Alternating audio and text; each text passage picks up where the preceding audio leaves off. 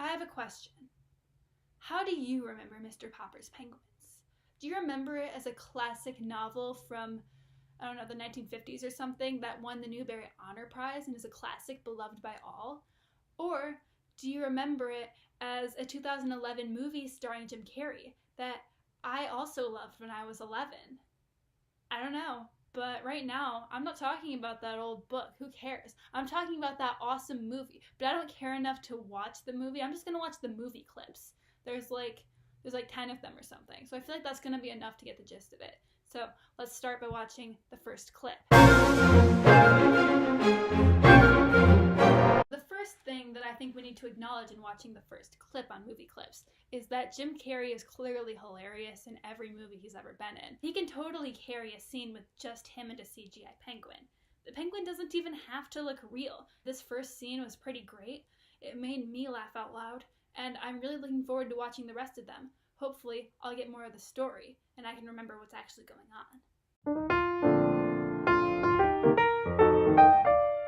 Do you know why you're here today? No. Well, have you ever seen or read or heard of this book? I would say I read it once and saw the movie at least 10 times. First of all, I seriously doubt that you read it ever. I promise! It's time for you to watch every movie clip of Mr. Popper's Penguins.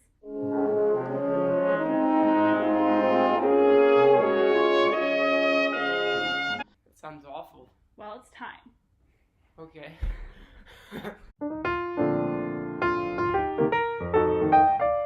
I mean, honestly, I was fairly on board with it. I mean, I liked when he like threw the penguin, but first he took like this vase of water and threw it out the hallway. That made me chuckle. He went downstairs and there was this bellhop who I think was Lin-Manuel Miranda, who told him that it was his penguin because he had the little video clip. That's all that really happened. How much on a scale from 1 to 10 did you laugh out loud? Like a 4. I think that this is one of the best clips because not only do we get to see Jim Carrey hilariously pick up penguins that we can tell he's not like quite sure exactly where they are, but like he's trying his best, but also because it illustrates the difference between this version of Mr. Popper and the original one from the book. And we see here what Mr. Popper's regular routine is in this old book that I found.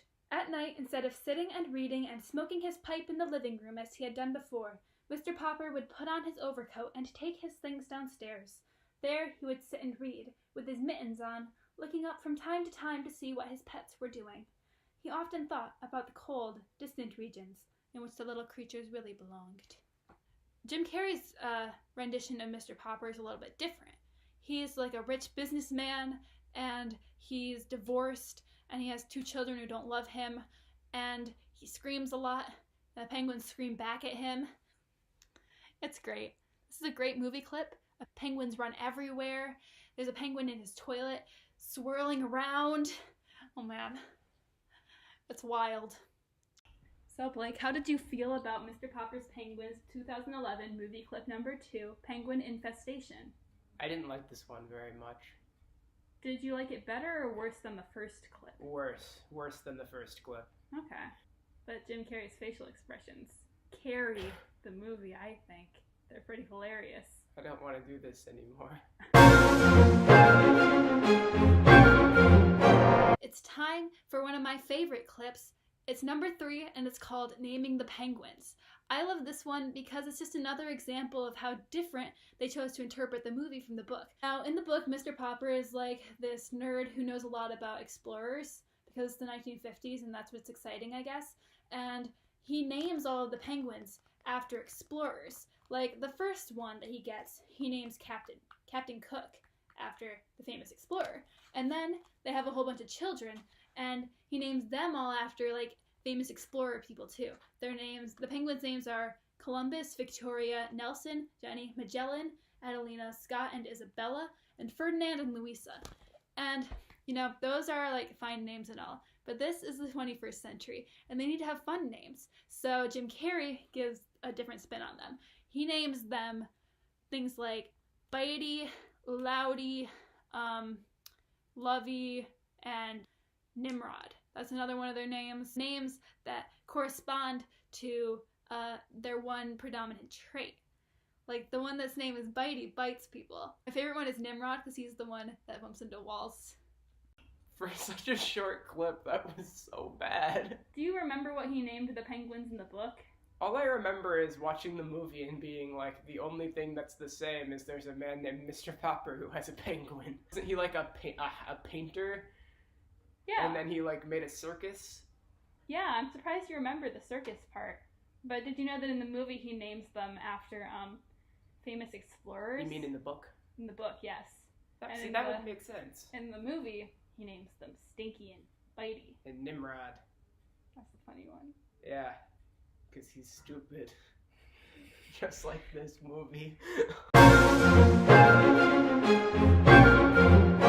Number 5, I wish I could say that it's like the best one, but it's not. It's called Surfing the Guggenheim 2011 HD, and I am not feeling this one. It's into the plot about how Mr. Popper's whole goal throughout the movie, because, you know, he's a rich businessman who doesn't pay attention to the children of his divorced wife, and he needs to learn to love, and he is just concerned with trying to buy this fancy old restaurant off of Angela Lansbury, whom I just learned was Angela Lansbury because I looked it up on IMDb, and I didn't know who that was in 2011. I'm still not really sure, but whatever. Mr. Popper flashes back to his childhood when his dad used to take him to this restaurant called the Tavern on the Green, and his dad like abandoned him to go explore or something, or his dad wasn't around, and that has to teach him that he needs to be around for his children.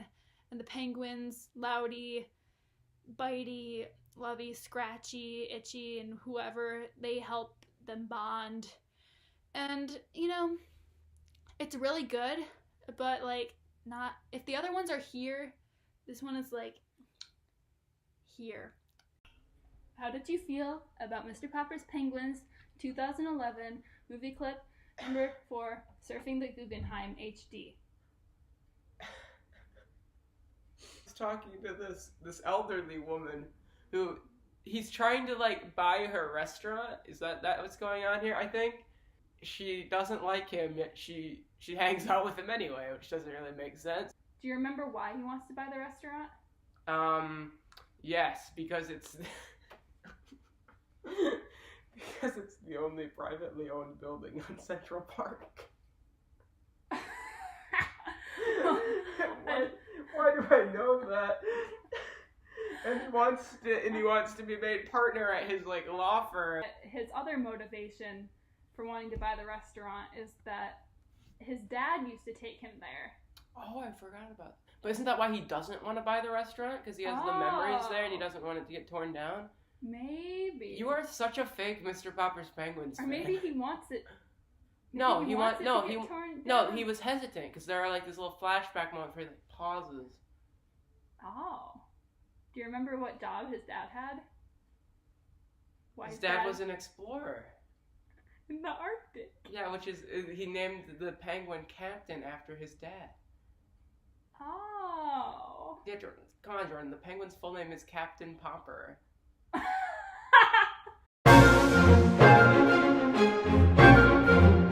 I love this one because of its accurate depictions of relationships between divorced parents and their children.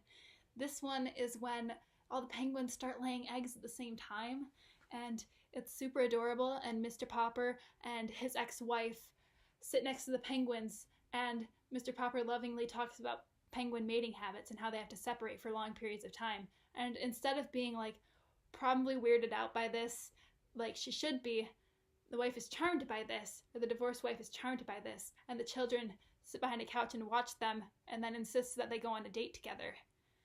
Because, you know, everyone who I know who has divorced parents tells me that that's exactly what it's like. Your parents lovingly fawning over penguin eggs together while you insist that they go on dates. It's a heartwarming tale, and I am really looking forward to seeing where this is going. I feel like maybe they might get back together. I can't tell if Jim Carrey's phoning in his performance or if he's actually trying. Did this clip touch your heart? In the sense that, like, I had a large cringe, and maybe if you touched my heart, it would trigger a cringe. But no, it was terrible. Here's the real important question. Do you think they're gonna get back together? Jordan, I've already seen this movie before. I don't want to spoil it. I feel like the hints are pretty strong. Yes, they clearly are. I like how the kids literally ask their mother out on a date on behalf of their father while he's in the room. That didn't seem realistic to you? No! That's really creepy! You didn't think that was a sweet pickup line about how penguins separate for long periods of time? But mostly they get back together.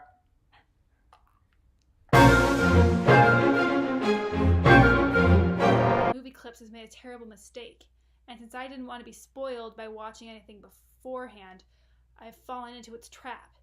I think that, I don't know if they've always been out of order, but like this one's definitely out of order. This is 6 out of 7. There's only, at this point, Mr. Popper doesn't have that good relationship with his kids yet. And we haven't even gotten into the whole thing about his dad in that weird restaurant where he had issues as a child and was left behind. And I just don't think they can wrap this all up in one more movie clip. Like, besides that, this clip is great, guys. What did you think of Splash and Slide? Okay, so basically what's going on is he puts the penguin in his bathtub and fills it with ice. And then, like, the penguin, like, turns on the cold water. I guess we're just accepting that that's a thing. And it's, like, rubbing its head in it. And then you see him walking outside his bathroom that has a glass door. And you see the penguin just swimming straight into the air. Because, get this, because Mr. Popper's water was turned on, literally his entire bathroom from floor to ceiling was completely filled with water. That is not the way it works. And also the door is sealed enough that none of the water comes out until he opens it, and then it's just a tsunami that sends him flying to this railing where somehow he is hanging onto wet granite floor. And then a bird poops on his face. You know, that was a nice summary, Blake, but how did it make you feel? I can't deny, I was laughing very hard. I saw you lolling. This clip was clearly from the beginning of the movie, and it's number 7 in the playlist. You noticed that too. Do you think he's gonna get back together with his wife? Yes. Are you sure? Yes. Even after this clip? This clip had nothing to do with her.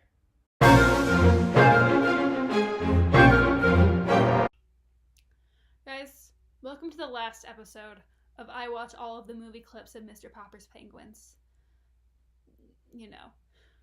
And in a shocking turn of events, this is clip number 9. I know what you're thinking. You forgot episode 8. I didn't forget episode 8. Episode 8 doesn't exist. I'm never gonna know how it ends. I mean, this one shows Mr. Popper teaching the penguins how to dance. And they're like really good at it. Because he's becoming a better person who nurtures these penguins and teaches them dance moves. And we'll never even get into the whole subplot about his dad at the tavern by the green. I'm never gonna get to see that. Because I'm too lazy to use a DVD player. And YouTube isn't working. It doesn't show me the Mr. Popper's Penguins. Is he ever gonna get back together with his wife? It seemed like they were on that track, but now I'll never know.